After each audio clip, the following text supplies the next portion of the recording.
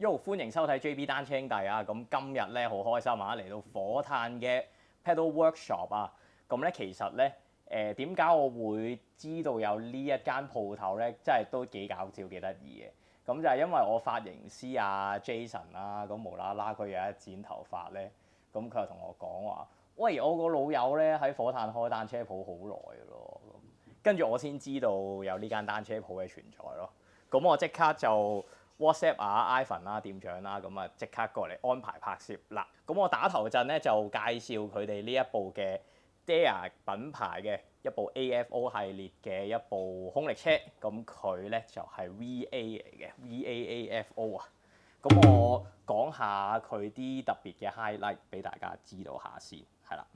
咁首先啦，咁佢成架車咧，咁就喺一個 wind tunnel 嗰度咧做過認證嘅。咁佢個風阻咧係好低嘅，咁啊好誇張啦！你見嗰啲空力套件、頭管啊、前叉呢啲位置咧做到好誇張、好破風嘅。咁佢搭載咗 Shimano Ultegra 嘅無線變速系統啦，咁啊加埋一個好高框嘅一個碳纖輪組啦 Aero 嘅。咁啊Ultegra 嘅 C60嚟嘅，係啦。咁啊配起上嚟咧就會特別喺你踩平路話要破風嘅時候咧就幫到手啦。咁啊另外佢就會跟埋有個功率計俾你啦，咁可以你配埋碼錶啊睇到你自己個 power 幾大啦。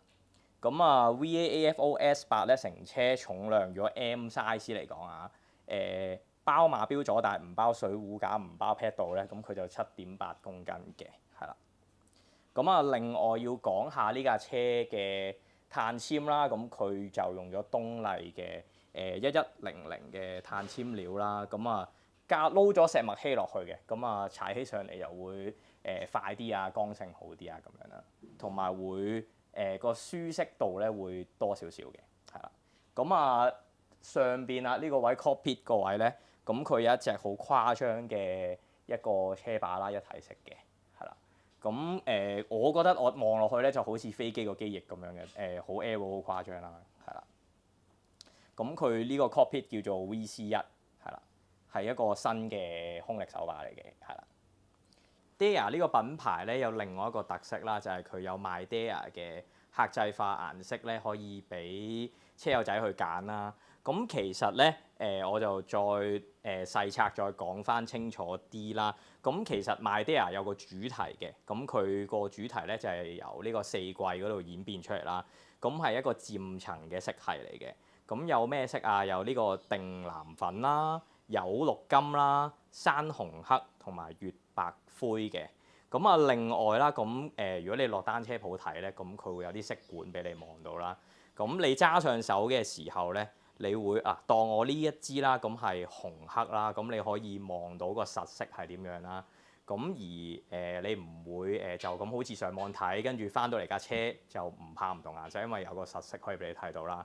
咁另外咧，佢就除咗有呢個四季漸層之外咧，咁佢仲有單色同埋雙色嘅，即係 two tone 可以揀嘅咁樣咯，係啦。就係呢樣嘢啦，咁啊呢個比較特別嘅，同埋佢bespoke 顏色咧，咁佢出貨都算快嘅。聽翻店長講 around 40日到就出到貨㗎啦，咁其實都非常之 OK 啦，個時間上。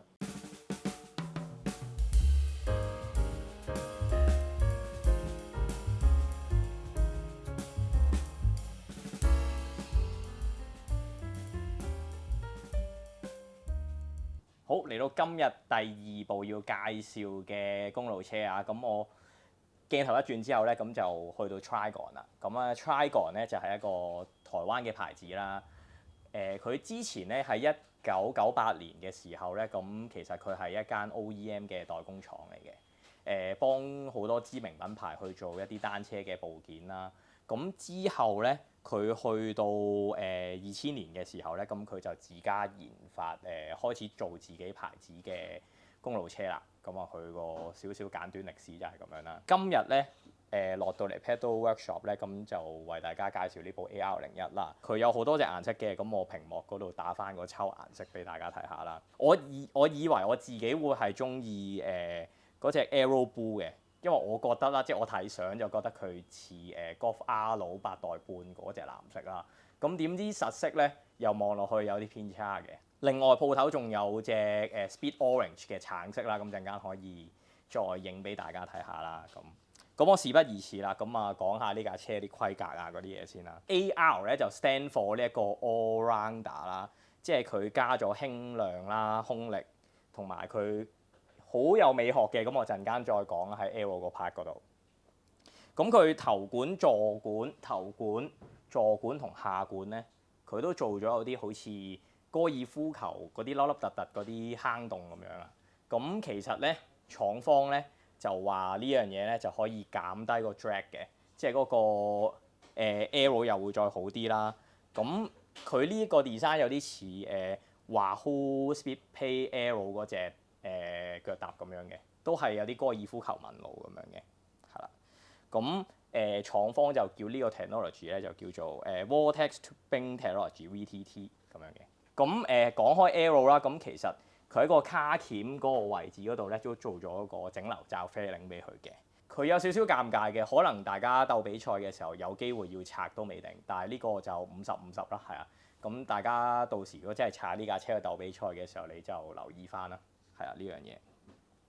因為呢架車咧就係店長佢自己由車架就冚架車出嚟嘅，咁所以咧個配置方面咧就未必係同成車一樣啦。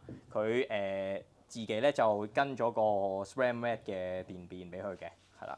咁輪組方面亦都唔係跟Fulcrum 嗰隻輪組嘅，咁啊自己另外再配咁樣嘅，係啦。咁個車把方面咧就用咗BlackTech R8嘅一體式車把啦。咁如果咧我自己覺得啦，可以配埋 BlackTech 嘅輪組咧，咁就真係真心靚啦，係啦。咁我喺屏幕上面咧就打翻嗰啲車架幾何啊、規格參數嗰啲俾大家望下嘅。好，嚟到今日嘅公路車嘅入門介紹啊，咁我隔離咧呢一部咧就係 Cam 嘅品牌嘅 Ace2 啊105電變版啊。咁講翻少少Cam 啦，坎普自行車啊，咁佢嗰個歷史啦，咁呢一間公司咧就喺惠州海斯普瑞自行車有限公司啦，咁佢全名係，咁啊2010年嘅時候成立啦，咁佢間工廠咧就喺深圳市光明區嘅，咁佢嘅產品線咧就非常之多樣化。有登山車啦、摺疊車啦、公路車啦、兒童車啦，咁佢仲有做碳纖車架啦、電動嘅單車啦，咁佢主要產品售賣嘅地區咧就主力咧就係東南亞嘅，係啦，咁亦都會去到賣到去杜拜啊、秘魯啊、越南啊、菲律賓啊，咁好多其他國家啦，係啦。咁我呢一架車咧就隔離呢架車咧就係 Ace2 啦。佢係碳纖車架嚟嘅，咁用咗東麗嘅 T88 物料啦。咁佢顏色方面咧有純色、有綠色、黃色同埋白色嘅，係啦。咁車架 size 方面咧就有46、49、52、54啦。咁現場呢一架咧就49嘅。頭先就磅重磅過啦，就7.77 kg 度嘅 around。變速系統頭先講過啦 Shimano 105 DR2 啦。咁輪組方面咧，佢都係碳纖輪組嚟嘅。Novatec R5 佢個產品嗰個名稱就叫做 T47BB 啦。佢官網就講細碼車架咧就7.8 kg 嘅。咁我屏幕嗰度咧就打翻呢架車嘅規格俾大家睇下啦。咁其實咧佢仲有另外一個類似嘅一個產品線啦。叫 SR7 電變版嘅，係啦，咁佢顏色方面咧就會多啲，嗰款咧啲顏色又靚啲嘅，佢有漸變色嘅，係啦，咁啊比較吸睛啲啦。咁我亦都 show 翻啲圖片俾大家望下咁樣啦，係啊。咁我相信咧國產品牌啦，碳纖車架啦，重量夠輕配埋呢一個Shimano 105 DR2 電變咧，咁我相信已經對於入門新手嚟講咧，真係有好大吸引力嘅，係啦。咁我覺得入門車亦都好夠用啦。咁另外，如果你想再追平啲嘅，咁佢亦都有鋁合金車架嘅。講開踩車無痛入坑咧，我諗一部可以居家擺喺屋企嘅一部摺車仔，我相信應該冇人會有異議啦。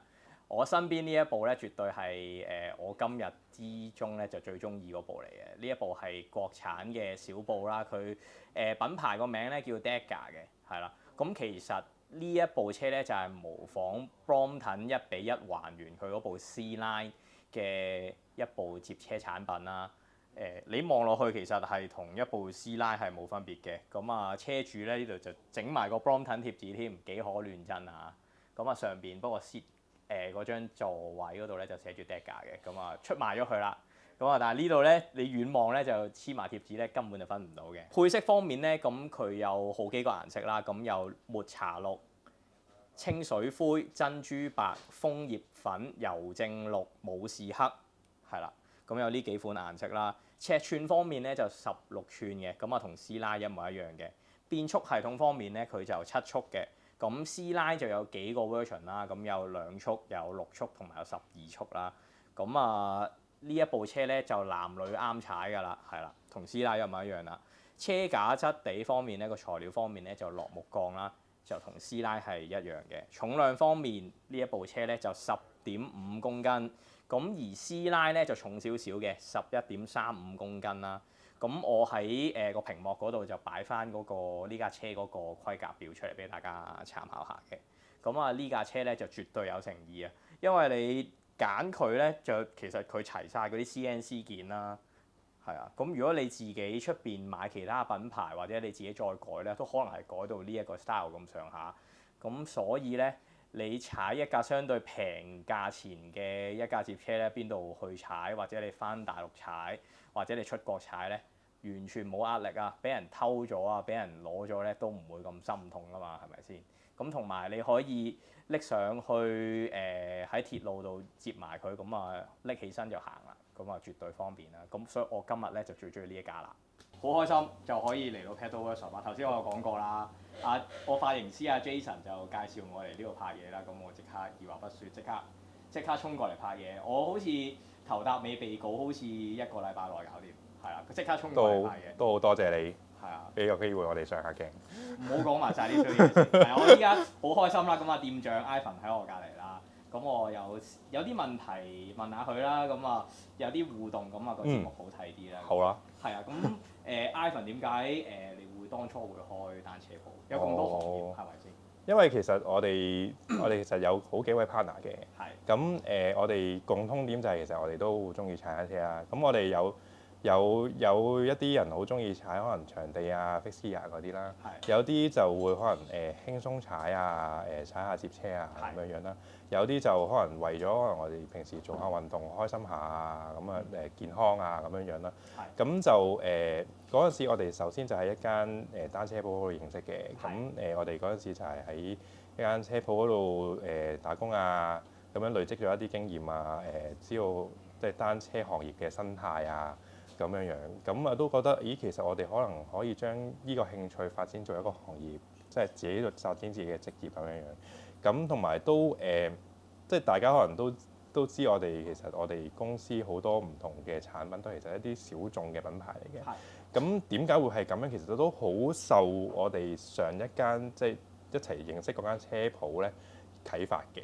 咁因為其實講翻先啦，咁我哋公司其實喺15年開始成立啦。咁15年嘅事，10個年頭咯已經。都係㗎，10個年頭啊，係啦。咁嗰陣時嘅單車行業嘅生態其實好單一嘅。即係可能嚟嚟去去你見到都係某幾個品牌啊，又或者係某一類型嘅單車啊。可能例如係公路車，佢都係 Aero 架為主嘅，咁都係嗰幾 type 咁樣樣。咁我哋覺得咁點解我又好似要一式一樣咁樣樣咧？咁我哋就覺得其實有唔同嘅品牌啊，唔同嘅類型其實都好值得我哋廣大嘅車友去認識啊，去了解多啲啊咁樣樣。咁所以我哋就會專門係揾一啲我哋覺得其實佢又好有誠意嘅喎，佢又好有自己嘅特色，好有自己嘅產品語言嘅一啲小眾嘅品牌去推廣咁樣樣咯。例如好似係啱啱阿 Billy 都有介紹嘅 Dare 啦，咁都係我哋即係最初始合作嘅品牌之一啦。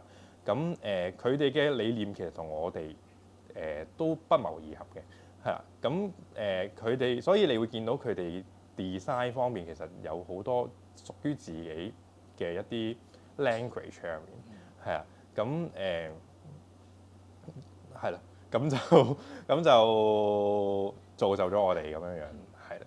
即係就未必咁多大牌子，但係咧就小品牌就吸引一啲好 niche 嘅客人啦，即係中意我唔想同人撞款咁就嚟呢啲。係啦，係啦，係啦，係啦。咁啊，平時店長又踩開咩車多咧？我咧就最主要係踩low bike 啦。係。咁我之前踩 Layer 嘅，咁依家我就嘗試踩 Trigon 啦。係。咁各有特色嘅，咁冇話邊一個優勝，但係我就係咯。咁啊踩佢哋就覺得啊，其實都適合自己舒服嘅，咁就 OK 啦。係咯，踩單車未必要鬥快。係啊，係啊。我同意，因為我自己我都唔係鬥快嗰班嚟嘅，都係輕鬆踩下做運動。係，首先我覺得要知道自己想點樣咯，其實係啦，因為有好多人成日踩車，我要追求速度嘅，我要追求換味嘅，我要追求一啲可能品牌嘅咁樣，其實每個人有唔同自己嘅標準，係啊，咁最要知道自己要啲乜嘢。真啊，因為唔同牌子、唔同 brand 帶出嚟個效果唔同啊嘛。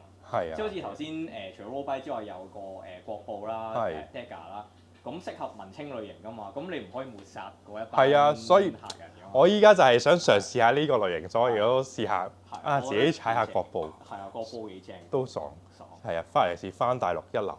真。冇話事。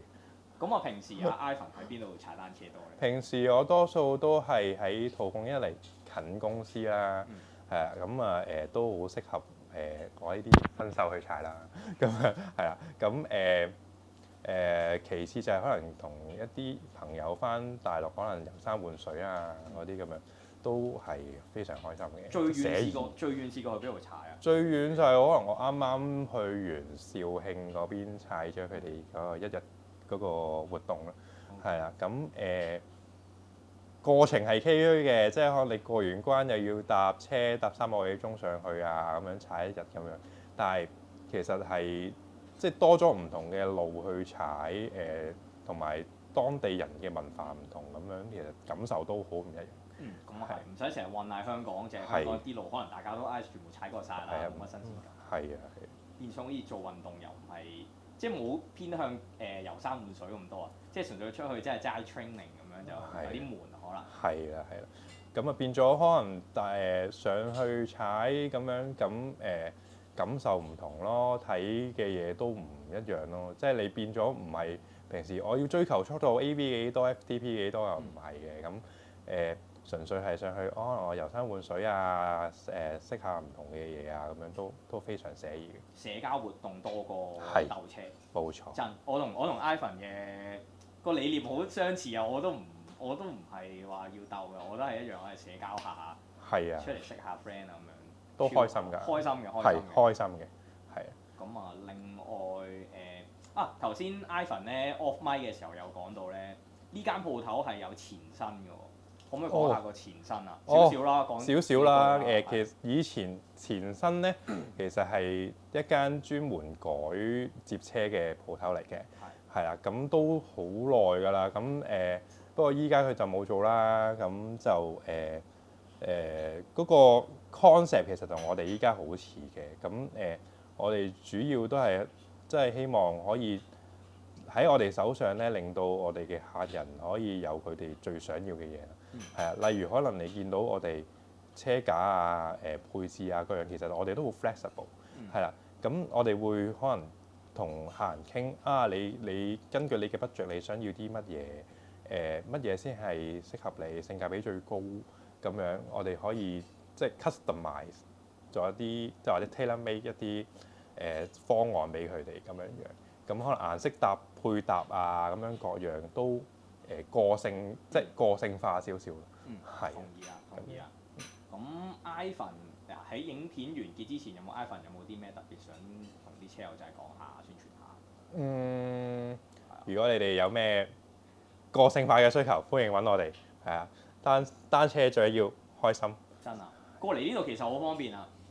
如果大家坐東鐵過嚟咧，就火炭站行過嚟，我諗 within 可能10分鐘內啦。如果行路踩車幾分鐘到㗎啦，係啊，所以好方便。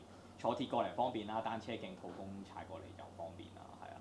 咁可以好容易嚟到 Pedal Workshop 嘅，係啊。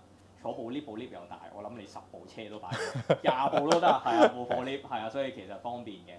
咁今集就要多謝翻阿 Jason 啦，Jason 好介紹。多謝 Jason。係啊，多謝 Jason。 Jason 係啊。咁下次佢遲啲，我唔講啦，賣個關子先。佢啲嘢我唔講啦。咁記住睇片就記住訂閱同 CLS 啦，同埋要follow 埋 Pedal Workshop 嘅 IG 同 Facebook，咁就可以留意到佢嘅最新動向啦。如果大家中意呢條片咧，就撳個 like 啦，同埋可以留言話俾我哋知，喂，今集安排點樣啊？個訪問環節啊，啲產品拍得點啊？可以話埋俾我哋知嘅。咁今集去到呢度先，多謝 Ivan。多謝晒。好，thank you，多謝，拜拜。拜拜。